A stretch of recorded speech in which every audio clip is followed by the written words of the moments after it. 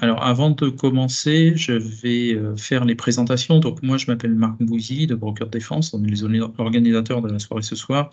Vous avez Benoît Garbolino qui est au téléphone chez nous et si vous nous appelez, qui sera principalement votre interlocuteur. Donc, il est présent pour que vous puissiez mettre un visage sur cette voix que partie d'entre vous ont déjà entendue. Et également, nous accueillons Maître Anne-Bernard Dussault, qui travaille avec nous maintenant depuis presque 10 ans, puisque notre société existe depuis 2014. Et Maître Dussault a été notre première avocate à nous suivre depuis toutes ces années. Donc, Maître, je vais vous laisser peut-être dire quelques mots de présentation pour que tout le monde vous connaisse un peu mieux. Oui, alors comme le disait Monsieur Bouzy, moi je travaille avec Broker Défense depuis près de 10 ans en effet. Donc je défends des victimes d'escroquerie financière. Voilà, donc je les assiste dans leur recours aussi bien au pénal que devant les juridictions civiles. Parce que, enfin, je vous l'exposerai un peu plus tard, on a c'est vrai que les procédures pénales, les plaintes pénales ont du mal à aboutir, donc on se tourne vers d'autres responsables qui sont en général les banques, les plateformes crypto, etc. Et on essaye d'engager leurs responsabilités. Donc voilà, donc je connais bien le sujet. En revanche, oui, là, j'ai l'impression qu'on est face à une arnaque de grande ampleur qui touche vraiment de nombreuses victimes. Donc, il faut vraiment qu'on comprenne bien la façon dont ça a été monté pour que je puisse proposer voilà, des actions qui soient viables. Mais c'est vraiment un domaine que je connais parce que je fais ça voilà, depuis maintenant 9 ans. Pour des victimes qui me sont envoyées par Broker Défense. Alors, sur cette affaire de ce soir, on est donc sur le sujet EOVO, affaire de paris sportif. Donc, au cœur de l'affaire, vous avez cette structure autour d'un parieur professionnel et avec un système de parrainage, de relations qui fait que vous êtes tous rentrés en relation les uns avec les autres et que vous avez commencé à investir au sein de cette structure. Clairement, il y a eu une organisation, il y a de la bande organisée derrière, c'est pas le fait d'une seule personne derrière cette affaire. Vous constituez dans un groupe qui se regroupe, qui va de l'avant et qui peut ouvrir la voie pour les autres, c'est en général la bonne démarche à adopter dans ce type de situation. Donc là, je vois première personne qui commence à indiquer les montants investis, donc voilà, 18 000, 7 000, 5 000 $, 45 000, on est quand même sur des montants conséquents. Oui. Bah, vous avez eu le récapitulatif de toutes les pertes, en fait, enfin, tous ceux qui ont bien voulu le dire, en tout cas. Hein. Donc, il y a quand même un montant qui est énorme. C'est plusieurs millions d'euros. Ça a été estimé par l'autre groupe entre 6 et 10 millions d'euros donc, de pertes. Hein. Ce qui est hallucinant. Moi, j'aime bien avoir un interlocuteur unique, ou alors 2 ou 3 maximum, parce que sinon, c'est très difficile à gérer. Si tout le monde, si tout le monde m'appelle, si tout le monde m'envoie des documents, voilà. En tout cas, à un stade précoce, je préfère avoir un interlocuteur unique. Bien évidemment, après, quand je me charge du dossier de chacun, il y a une confidentialité à respecter, donc je m'adresse à chaque personne intéressée. Mais dans un premier temps, quand il s'agit de collecter des informations un peu générales sur l'escroquerie, et voilà, et de mettre en commun les informations de tout le monde, je préfère m'adresser à 1 ou 2 personnes. Alors par contre, nous, de notre côté, on n'a pas de souci pour regrouper les informations de plein d'interlocuteurs différents. Il faut pouvoir les traiter, les centraliser, les analyser et après les fournir au cabinet, à l'avocat. Si parmi les éléments, il y a des pièces qui sont, ou des données, des informations qui sont sensibles et que vous réservez à l'avocat, bien évidemment, il vaut mieux s'adresser directement au cabinet. Alors, effectivement, s'il s'agit de collecter des informations, des éléments sur l'escroquerie de manière générale, c'est aussi bien de passer par Broker Défense qui, de toute façon, fait le tri on est assez bien organisé entre nous. On a une nomenclature de classement des pièces, etc. Et en fait, on met les pièces sur une plateforme à laquelle j'ai accès et ça simplifie les choses, effectivement. Après, en effet, quand je m'occuperai de chacun des dossiers, si vous souhaitez conserver une certaine confidentialité, vous pouvez, chacun m'enverra ses pièces, hein. Mais encore une fois, je travaille bien avec Broker Défense et en général, c'est Broker Défense qui collecte les pièces pour moi, qui les classe et ensuite j'y ai accès. Moi, il y a une question qui me taraude dans tout ça, c'est cette fameuse rencontre physique entre Warren et différentes personnes qui ont été des investisseurs. Est-ce que vous avez des informations à ce sujet? Est-ce que vous pouvez m'en dire plus? Ou est-ce que vous connaissez des gens qui l'auraient rencontré directement? Oui, Alors, je ne l'ai si pas je peux me rencontré, permettre, mais je peux je répondre. connais des gens. Ah, Vous m'entendez? oui. Oui, Oui, Rémi, je on vous t'entend. entends. Oui. Ouais, alors moi, j'avais mis sur un compte Telegram, j'avais demandé à des personnes de me répondre s'ils avaient vraiment rencontré Warren ou pas, enfin Davy Patrice Martin à Malte, et j'ai eu quelques personnes qui m'ont répondu. Alors, c'est des pseudos, hein, je n'ai pas les noms exacts des personnes, mais j'ai des personnes qui me garantissent de l'avoir rencontré et que c'est la personne qui correspond aux photos qu'ils ont balancées un peu partout sur Telegram. D'accord. Donc, en fait, ces personnes-là peuvent attester que le fameux Warren, le pseudonyme de Warren, ce serait bien Davy Patrice Martin. Ouais, alors, il y a une question que je voulais vous poser avant toute chose. C'est les gens qui ont participé, alors sans faire partie de l'arnaque, mais qui ont eu une influence sur d'autres personnes et qui auraient touché de l'argent, pas, pas, pas des gens qui sont de mauvaise foi, mais qui ont une influence, est-ce que ces gens-là peuvent être inquiétés? Parce que ce sont certainement des gens qui ont rencontré Warren physiquement. Donc, ils ne feront jamais d'attestation qui iront dans ce sens-là pour se protéger. Puisque là, aujourd'hui, tous les gens qui ont été des modérateurs ou qui ont reçu de l'argent pendant les blocages, et il y en a, ces gens-là ne feront jamais d'attestation parce qu'ils ont peur d'être inquiétés derrière et de devoir peut-être rembourser les sommes qu'ils ont acquis si c'est une escroquerie. Ah bah, oui, nécessairement, s'ils sont impliqués, s'ils ont touché de l'argent dans cette escroquerie, ils seront éventuellement inquiétés. Alors, inquiétés, ils ne seront pas forcément condamnés, mais ils risquent d'être convoqués. Voilà, je ne parle pas d'implication, je parle admettons, de manipulation. Mettons, je prends un gars qui m'a certifié qu'il a vu Warren. Voilà, lui, cette personne-là me dit, moi, je l'ai rencontré, je l'ai vu parier, je l'ai vu physiquement, c'est bien cette personne-là. Je sais que cette personne-là a touché de l'argent, donc qu'elle a touché plus d'argent que ce qu'elle a mis au départ. Donc, cette personne n'attestera jamais avoir rencontré Warren et ne fera jamais de procédure, et ne fera jamais rien, puisque si à un moment donné, on lui dit cet argent-là, vous n'auriez pas dû l'avoir parce que c'est une escroquerie, il va falloir rembourser ou autre chose, elle ne prendra pas le risque de se dénoncer. Donc aujourd'hui, je pense que les gens qui ont rencontré Warren, la plupart de ces gens-là, vous n'aurez jamais d'attestation de leur part. Oui, mais ce n'est pas grave, si je peux me permettre, il faut se concentrer sur ceux qui sont d'accord pour le faire. Ceux qui ne le veulent pas, ce n'est pas grave. Et moi, je connais des personnes qui ont été flouées par Warren et qui seront ravis, je pense, de donner leur concours à cette action. Alors, est-ce qu'il y a des gens qui ont rencontré Warren physiquement et qui n'ont pas récupéré, qui ne sont pas break-even? Je ne suis pas convaincu.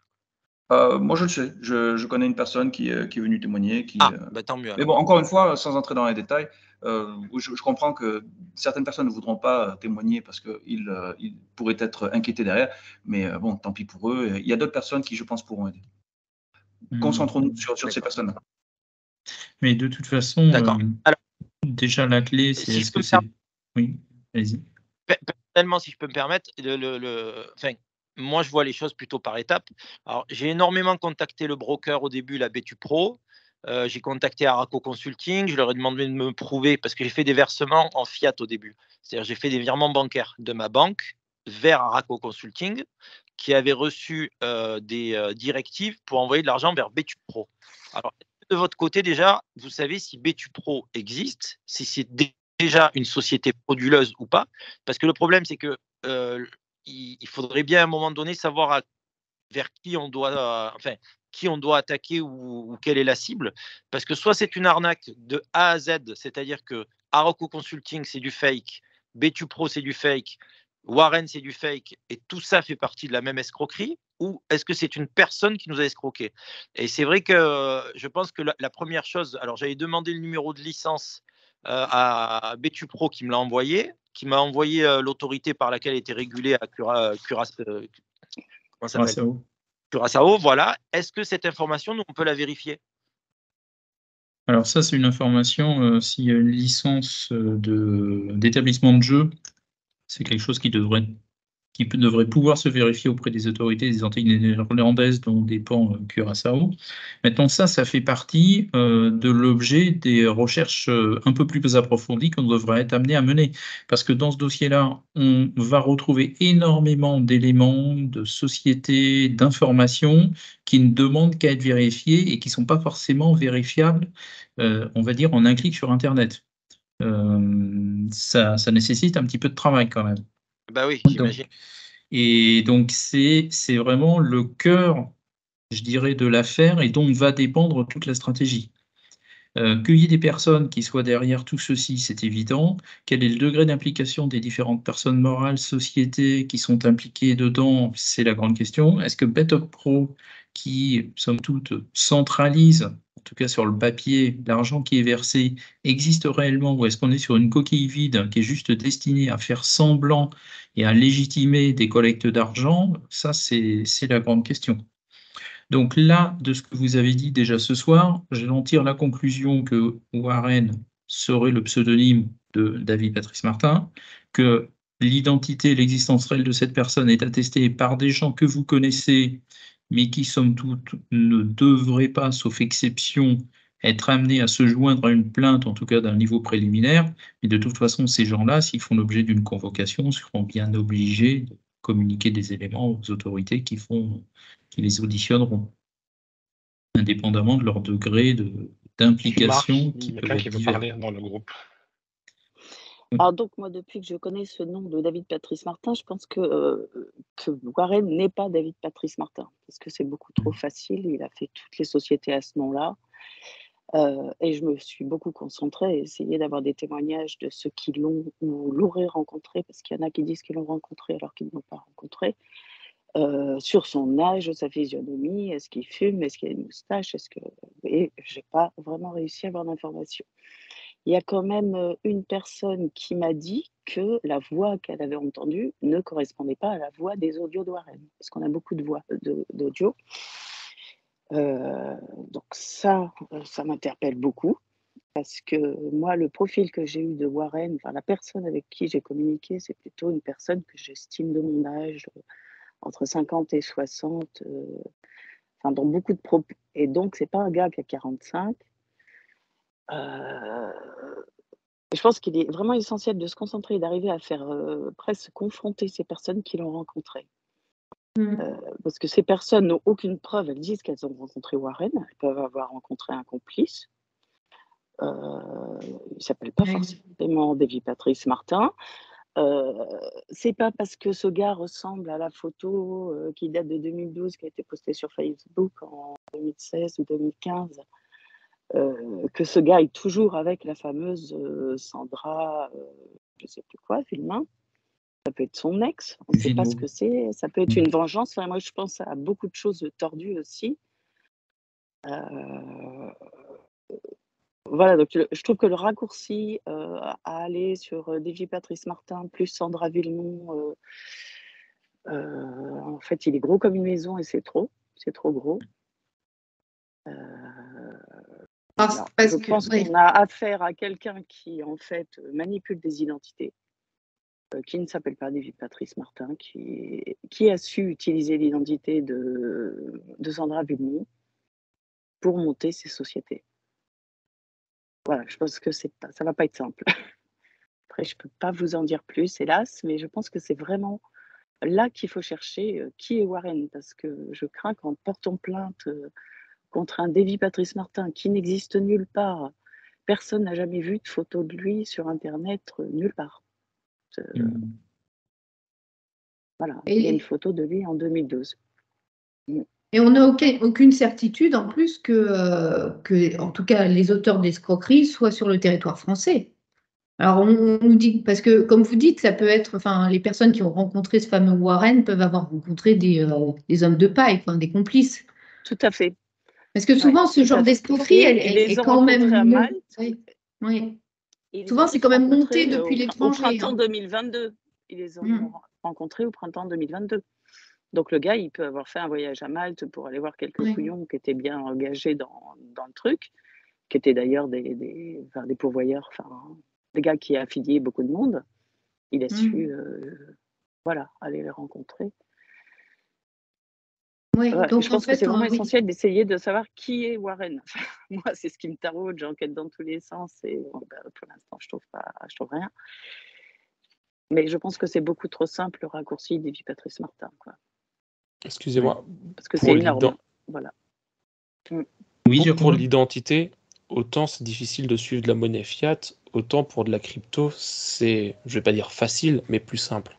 Beaucoup de transactions ont été faites en crypto, sur la blockchain Ethereum notamment, donc on peut remonter, je ne sais pas si ça a été fait, moi personnellement je l'ai fait jusqu'à un certain niveau, après c'était au-delà de mes compétences, mais en théorie on peut remonter jusqu'à un exchange qui a changé les cryptos en monnaie fiat, et il est absolument impossible, enfin c'est d'une complexité inouïe, de changer de la crypto en monnaie fiat sans avoir son identité révélée.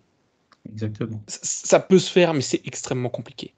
Exactement. Il faut vraiment aller au fin fond d'Internet. Alors, je vais aller un petit peu plus loin parce Sauf si on travaille avec une fausse identité depuis le début. Ouais, mais même.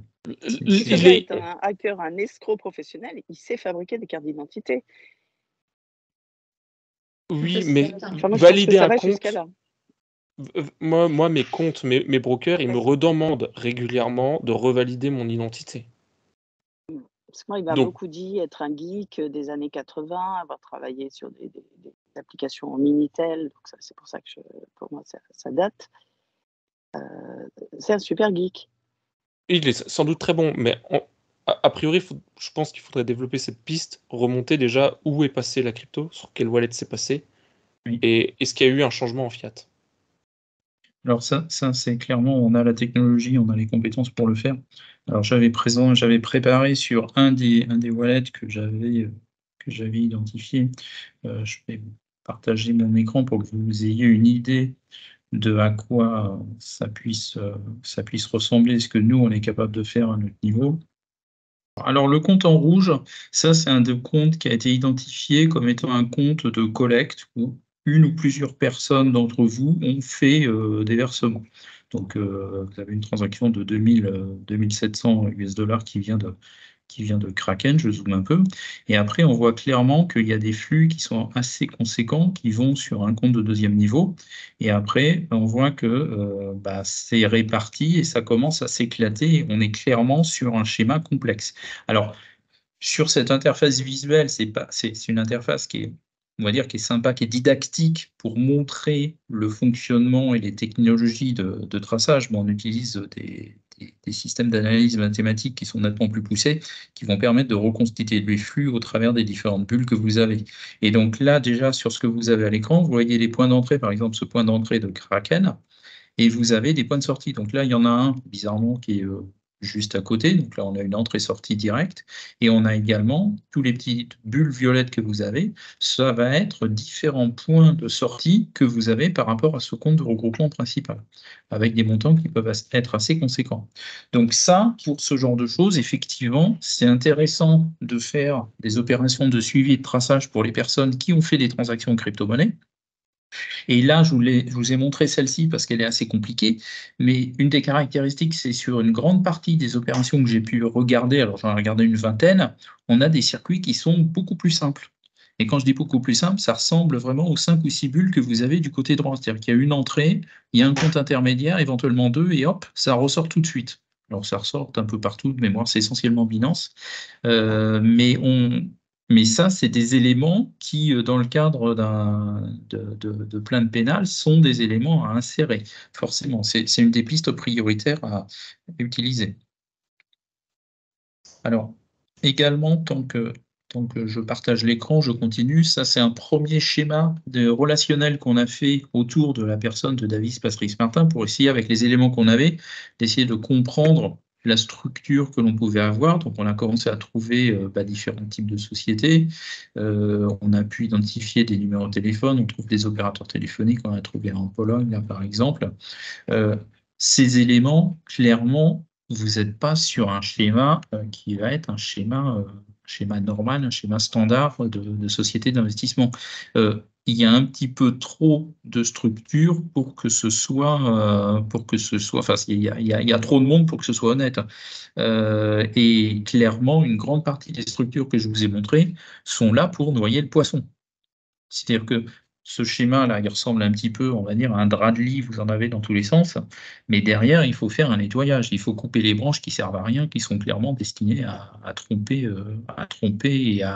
et à éviter de remonter sur les vraies personnes. Alors, la question de Warren, effectivement, elle est centrale. La question des transactions, elle est également centrale. Alors, elle est centrale à deux niveaux. Au niveau des paiements en crypto, évidemment, mais également au niveau des paiements en fiat. Parce que quand vous avez des paiements en fiat, vous avez forcément un compte d'encaissement qui peut être soit un compte de particulier, alors ça peut être des mules qui vont faire du regroupement, ou éventuellement dans votre système, alors je ne sais pas comment il s'appelait, c'était pas un système de parrainage. Enfin, je ne sais pas s'il s'appelait parrain ou s'il s'appelait. Je ne me souviens plus du terme, en fait, vous l'avez dit tout à l'heure, je n'ai pas relevé. Si, c'était du parrainage, on avait des filleuls, en fait, voilà. D'accord, donc vous aviez un système parrain-affiliation, voilà, parrain-filleul affiliation. Ou alors, est-ce que ce sont des sociétés, des comptes de personnes morales qui encaissaient l'argent, que ce soit en France ou à l'étranger? Donc ça aussi, c'est des éléments qui sont importants dans le cadre d'une plainte pénale.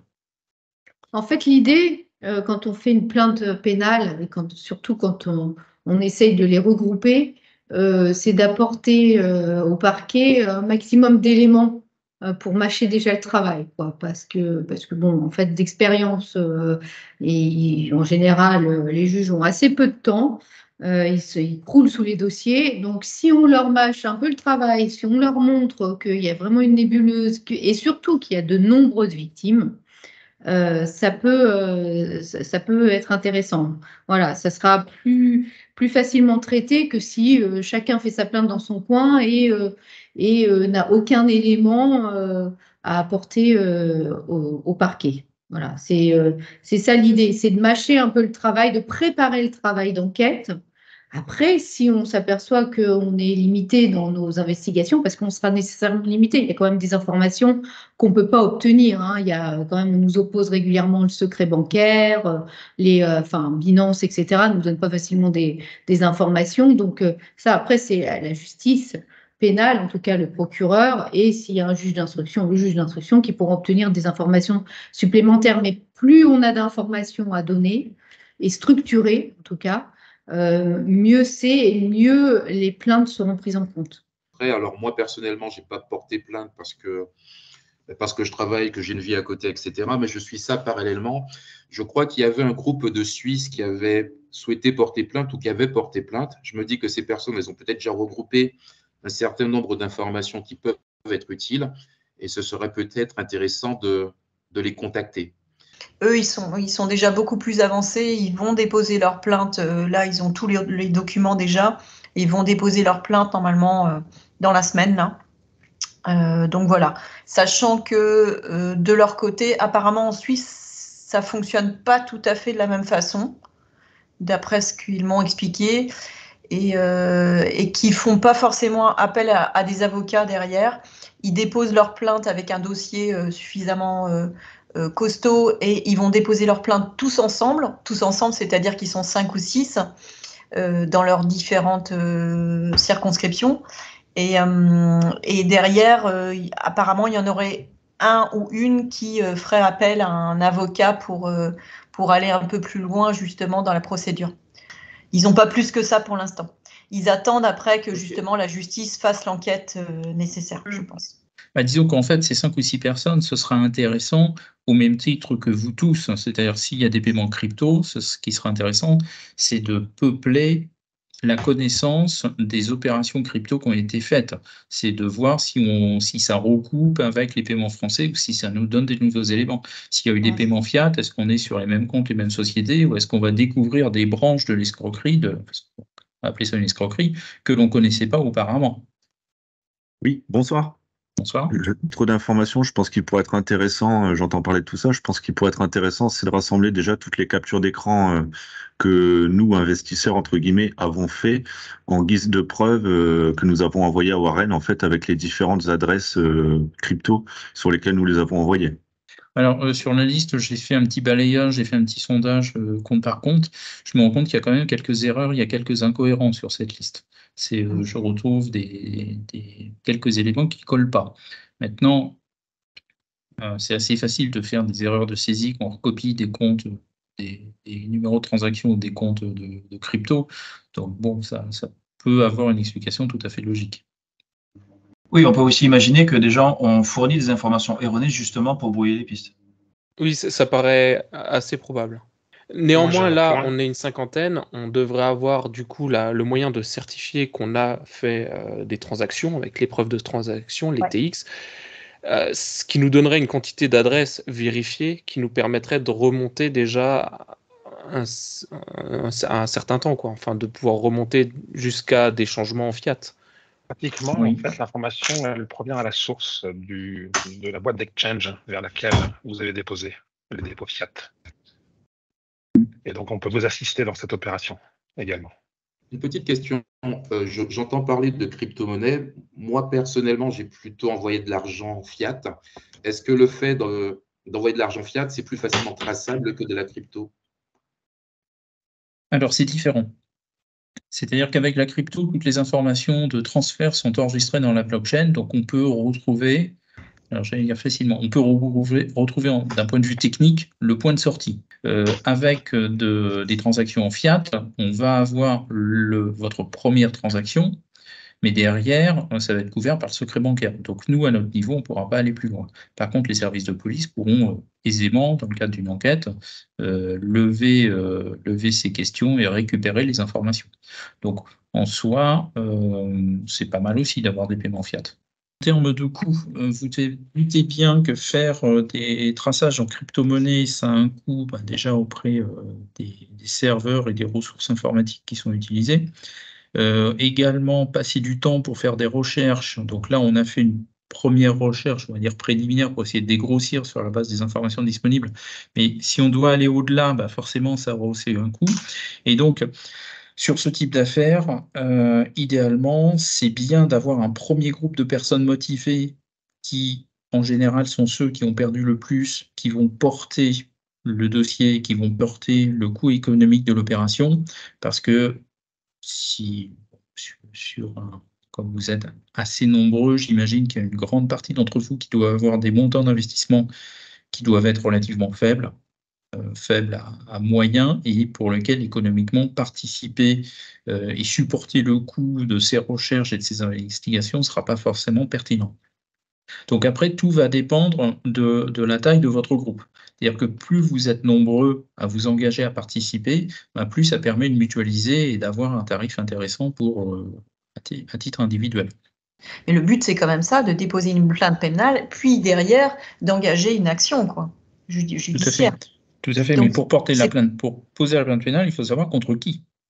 Et là, ce qui est clair dans cette affaire, c'est contre qui, aujourd'hui, moi, je ne peux pas vous le dire. Oui, bien sûr. Et ça, malheureusement, vous voyez, quand j'ai commencé à prendre les pièces du dossier, les pièces qui ont toutes été envoyées, je me suis dit, bon, je vais pouvoir vous présenter, avec Maître Dussault, on pourra vous présenter une stratégie à peu près carrée. Mais en fait, ce n'est pas le cas. Ce n'est pas le cas parce que vous en avez partout. Vous avez des personnes dans tous les sens. Vous avez des gros doutes sur cette personne-là, sur ce David Patrice Martin. On a des doutes sur déjà, et d'une, son existence réelle, et de deux, sa localisation, et de trois, son implication. Peut-être que c'est une identité qui a été volée, que ce monsieur, voilà, c'est peut-être quelqu'un qui existe, mais qui ne vous connaît pas et qui n'a jamais entendu parler de toute cette histoire.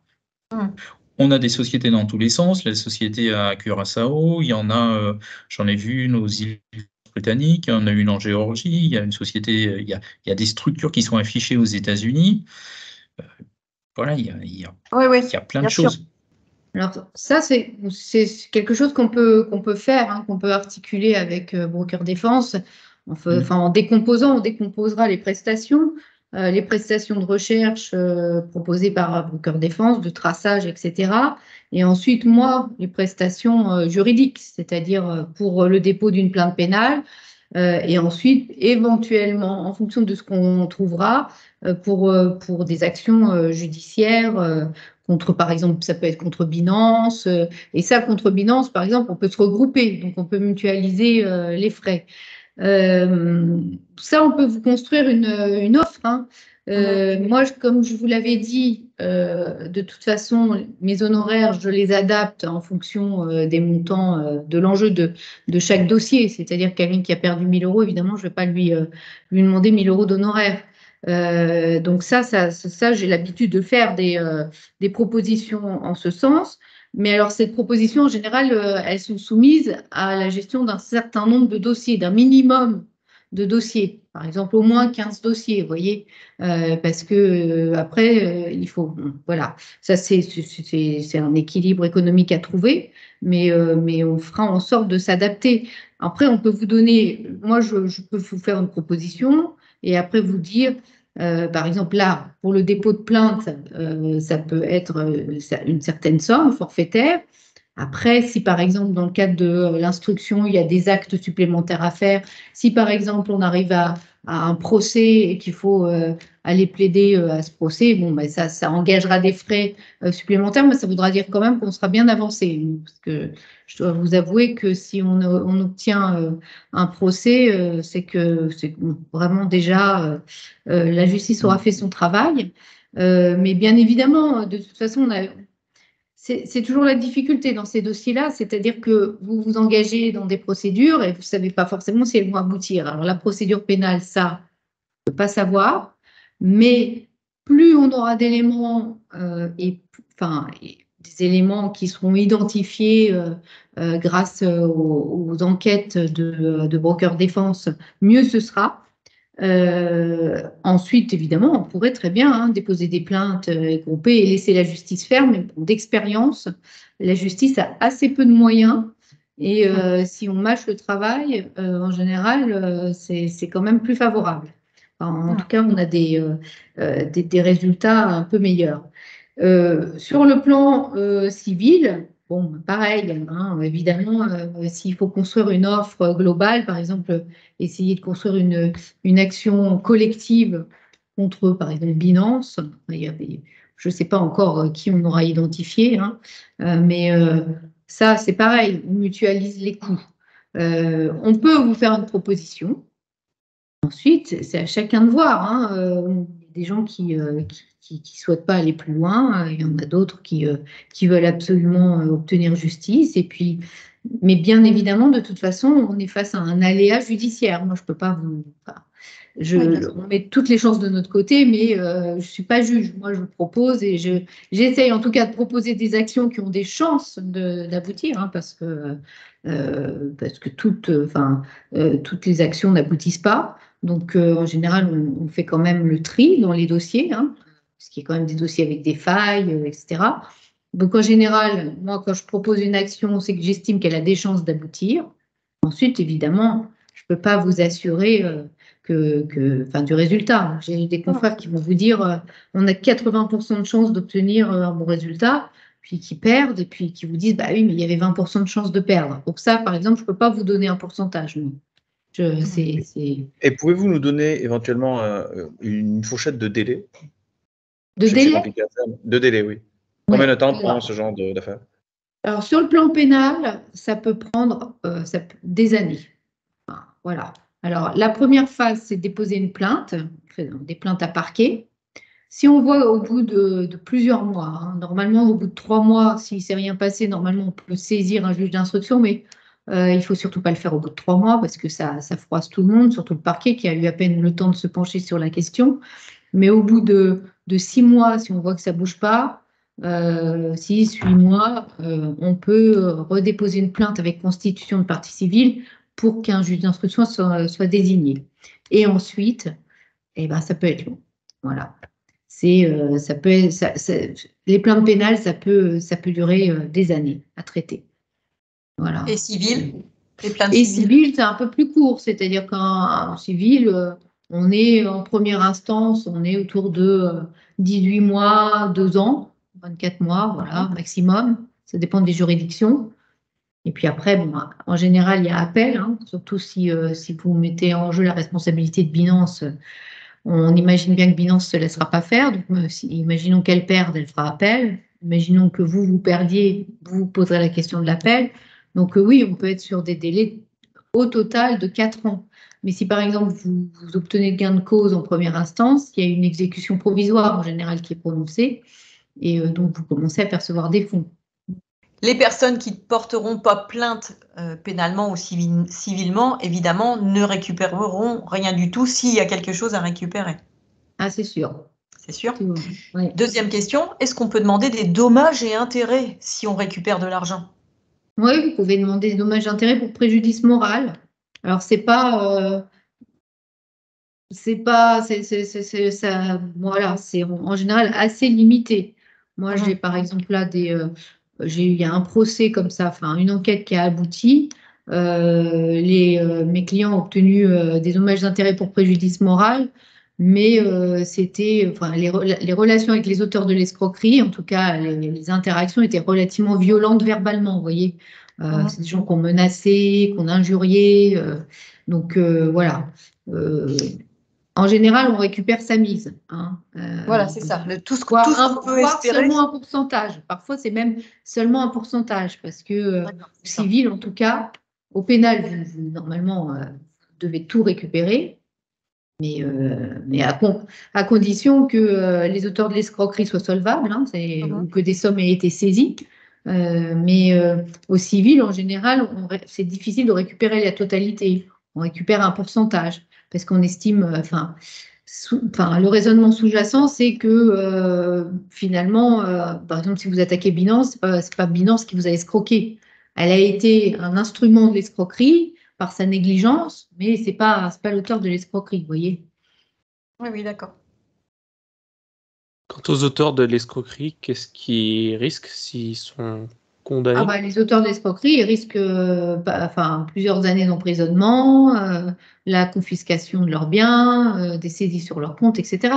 Alors, c'est pour ça que ce qui est important, c'est de frapper assez fort rapidement, normalement, parce que l'idée, c'est quand même d'arriver à faire en sorte que les autorités judiciaires saisissent des sommes sur les comptes qu'ils ont identifiés. Ce qui n'est pas évident parce que souvent, les sommes repartent dans des paradis fiscaux, elles ne sont pas faciles à tracer et ce n'est pas simple. Parce que j'ai eu des informations qui ne sont pas vérifiables, malheureusement, mais comme quoi il n'en est pas à son coup d'essai, que ce serait déjà le 4e coup, et que s'il n'a pas déjà recommencé, il va recommencer. Alors ça, c'est intéressant. S'il en a déjà sa 4e opération, ça veut dire qu'on peut retrouver des récurrences, on peut trouver des schémas et voilà. Et éventuellement, s'il recommence, ça veut dire qu'un jour ou l'autre, il ouvre des comptes ou il perçoit de l'argent. C'est 2 informations qui ne sont pas vérifiables. Et oui, c'est ça. Que j'ai eues. Le jour où elles seront vérifiables, on pourra toujours communiquer les informations aux autorités judiciaires pour les inciter à faire des saisies sur les comptes. Mais tant qu'on les a pas vérifiées, c'est difficile. Néanmoins, pour le mécanisme qui a été utilisé, notamment au niveau psychologique, les groupes, le management des groupes, c'est pas quelque chose d'inédit. C'est quelque chose qui est fait dans plusieurs arnaques du même genre. Et là, je suis sur une autre affaire qui s'appelle Omega Pro, où ils ont eu quasiment exactement le même système de management. Et à tel point où je m'en suis demandé si les mecs se connaissent pas et qu'ils se passent pas les infos sur comment on gère ça, quoi. Alors, Omega Pro, c'est un dossier sur lequel on est. Donc, effectivement, si vous avez la moindre information ou des soupçons, même des choses pas du tout vérifiables à votre niveau, je suis extrêmement preneur. Là, c'est dans le système de réinvestissement. Omega Pro ont créé ils ont dit qu'ils avaient les fonds bloqués, ils ont créé une crypto-monnaie pour de nouveau lever des fonds. Ils ont relevé des fonds via cette crypto-monnaie, exactement comme ça s'est passé de notre côté, avec la tokenisation des actifs, enfin la soi-disant tokenisation. Et dans la façon dont c'est présenté, ça se ressemble beaucoup. c'est à croire qu'il y a un formateur en arnaque pyramidale qui donne des cours à peu près tout le monde et que les gens font à peu près le même système. Parce que j'étais très surpris de voir, quand j'ai vu les conversations, que ça ressemblait beaucoup à ce qui s'est passé de notre côté.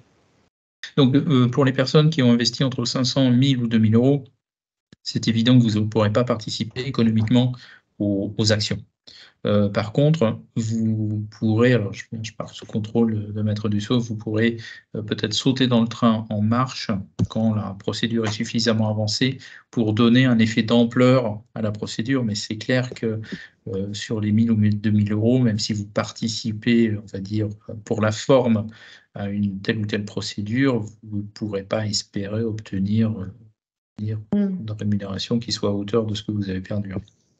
Est-ce qu'il y a possibilité de faire bloquer les comptes, certains comptes? Si c'est des comptes en DeFi, non. Je dirais ça dépend de quel type de compte, ça dépend du pays, ça dépend de la juridiction, ça dépend des lois locales, ça dépend de beaucoup de paramètres. Et je vais vous faire une réponse un peu dans l'autre sens, je dirais que c'est pas impossible. D'accord. Oui, on a réussi à le faire de temps en temps. Oui. Mais il faut que oui, ça dépend des juridictions. Parfois, les banques ou alors après, je sais pas comment. Moi, je connais plus ces procédures-là avec des banques. Si les banques coopèrent, elles peuvent aussi effectivement bloquer les comptes, quoi. Binance aussi, j'imagine. Enfin, je sais pas si vous avez déjà réussi.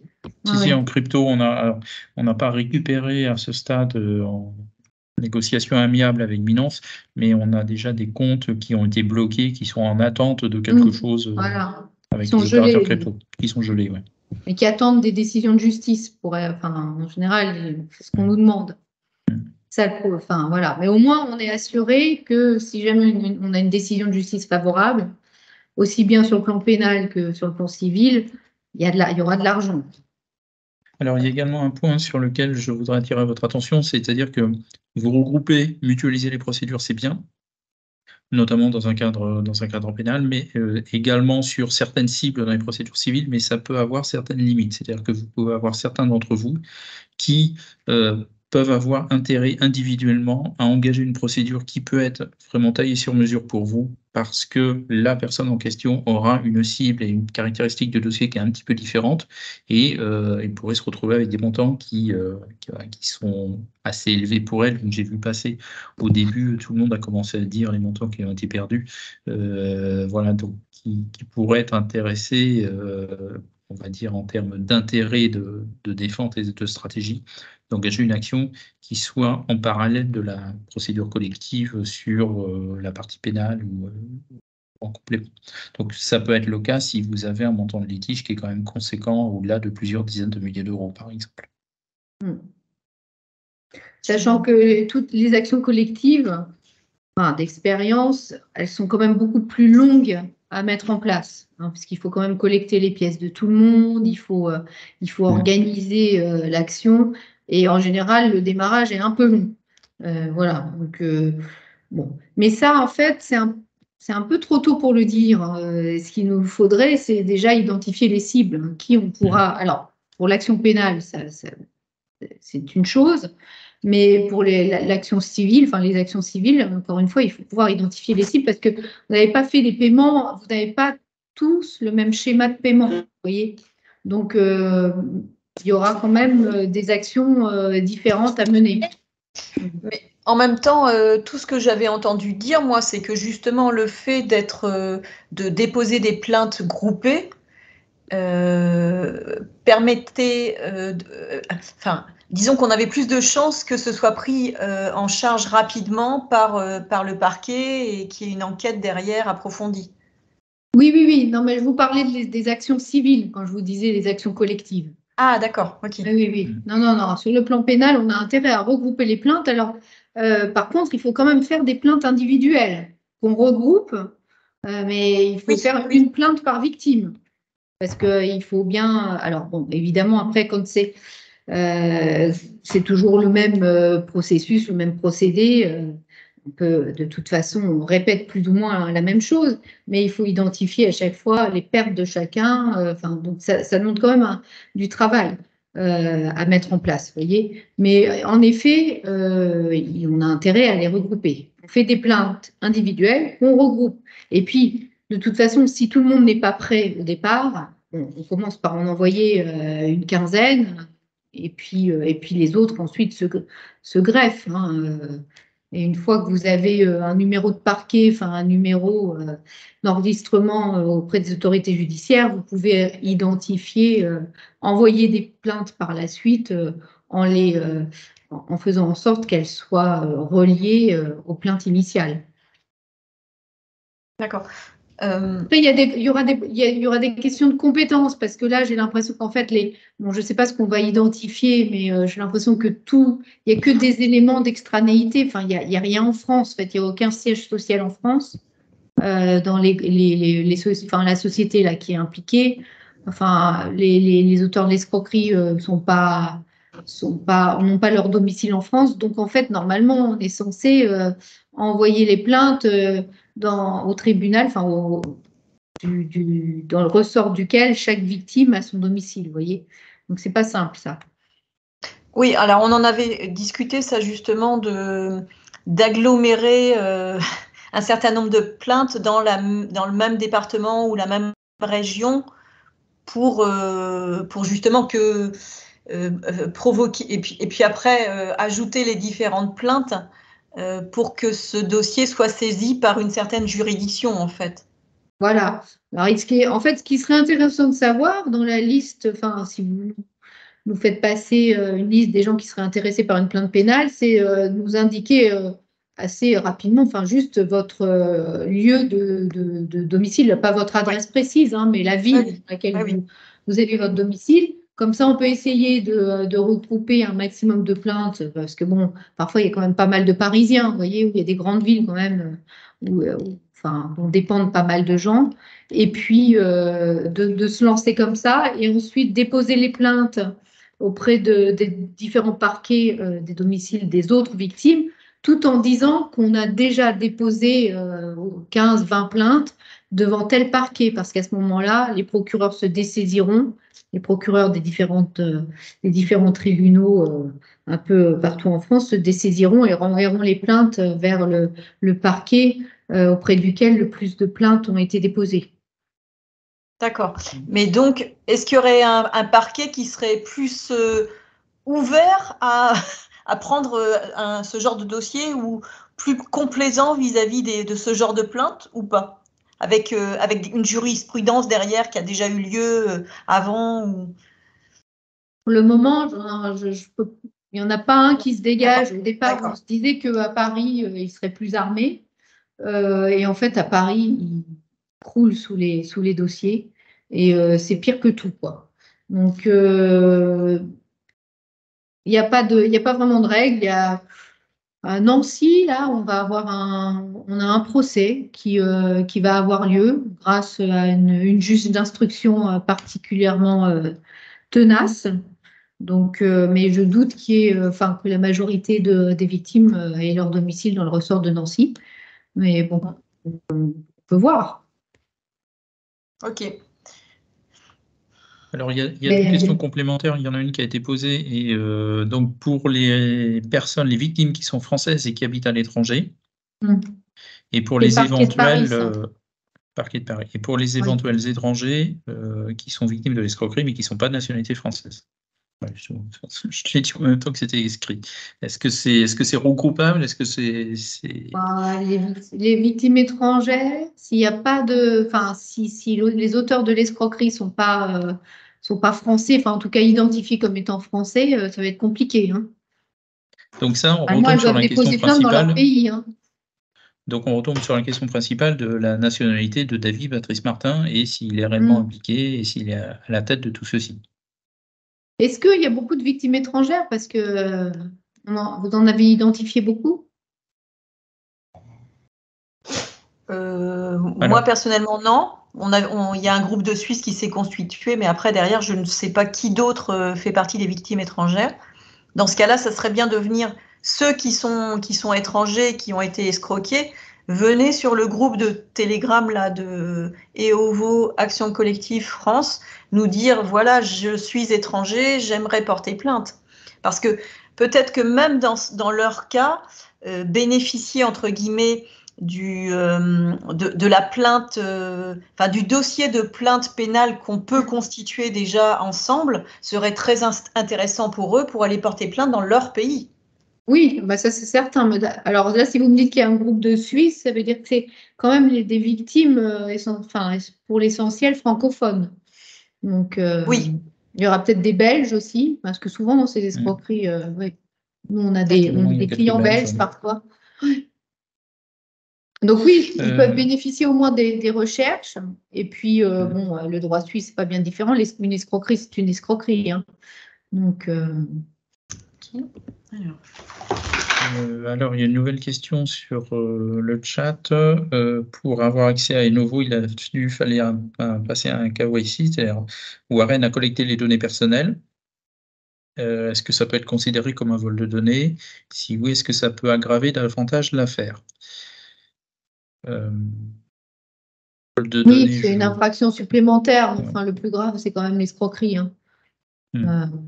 Le vol de données, c'est pas ce qui va forcément inciter davantage les autorités judiciaires à enquêter. Hein. Ce qui va les inciter à enquêter, c'est l'ampleur de l'escroquerie et le montant cumulé des préjudices.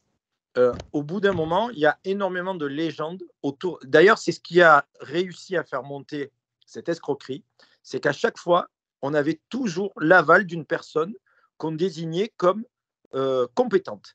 Alors moi, c'est simple, c'est un ami à moi qui m'a fait rentrer dans le projet. Moi, je suis un investisseur qui ne comprend rien. C'est mon premier investissement. Bon, j'ai joué à la roulette russe, j'ai dit, allez, pourquoi pas.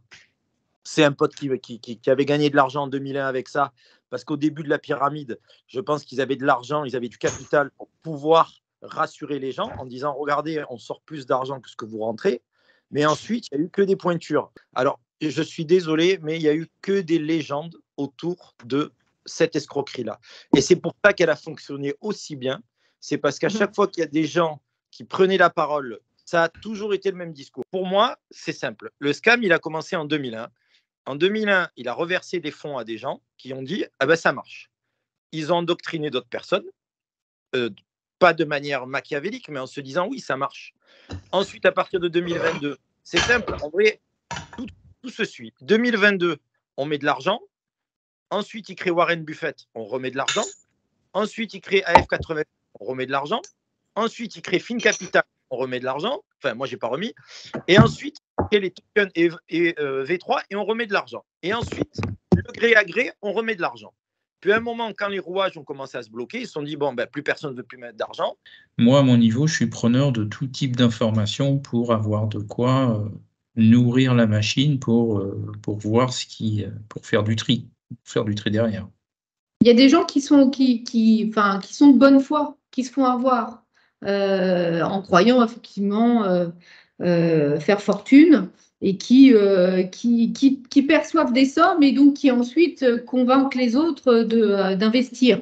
Moi, dans ces escroqueries, finalement, il n'y a pas de règle. Ça fait des années que je vois des gens qui sont… Enfin, moi, là, j'ai récemment une consoeur avocate qui m'a appelée parce qu'elle s'est fait escroquer. Vous vous dites, c'est les cordonniers les plus mal chaussés.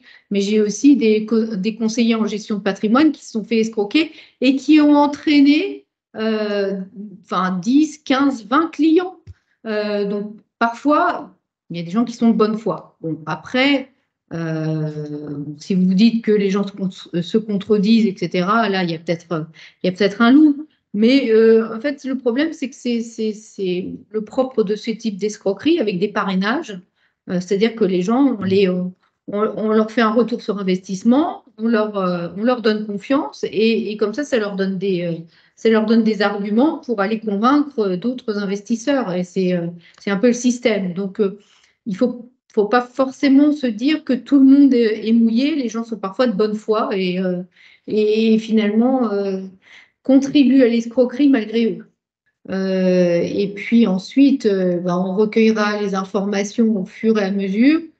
C'est intéressant que vous continuiez à communiquer entre vous et à vous communiquer des informations, que vous les transmettiez à Marc Bouzy, à Broker Défense, et ensuite qu'on avance comme ça. Sur le plan pénal, on pourra déposer des plaintes relativement rapidement, mais encore une fois, il serait bien d'avoir quelques précisions. Mais après, sur le plan civil, on verra aussi, une fois qu'on aura déposé la plainte pénale. Ok. Très bien. Écoutez, je pense qu'on va clôturer la réunion de ce soir, qui a déjà été très longue. Je tenais tous à vous remercier chaleureusement de votre participation, d'avoir été présent, d'avoir animé, d'être intervenu, d'avoir apporté votre témoignage, de nous avoir écoutés également. Et donc, je vous assure en tout cas qu'on sera à vos côtés pour vous aider et vous assister autant que possible. Alors, vous avez Benoît Garbolino qui a remis sa vidéo. Donc, si vous décidez de nous appeler par téléphone, ce sera essentiellement avec lui, avec lequel vous pourrez échanger. Et puis, bien évidemment, vous pouvez envoyer, si vous avez des informations que vous estimez très sensibles, directement à Maître Dussault. Bonne soirée. Merci. Merci à vous deux aussi d'avoir organisé ce groupe et cet échange qui est intéressant. Et espérons que derrière, un certain nombre de personnes vont s'engager pour aller vers un peu de justice. Voilà. Tout à fait. Parce que de toute façon, ce qui est sûr, c'est que si vous ne faites rien, il ne se passera rien. Exactement. Si vous faites quelque chose, on n'a jamais la certitude que ça aboutira, mais si vous ne faites rien, vous ne reverrez jamais vos fonds. Là, l'escroquerie est avérée, il me semble. Donc, je vous souhaite une bonne soirée, pour ma part. Bonne soirée à tout le monde. Merci à vous tous.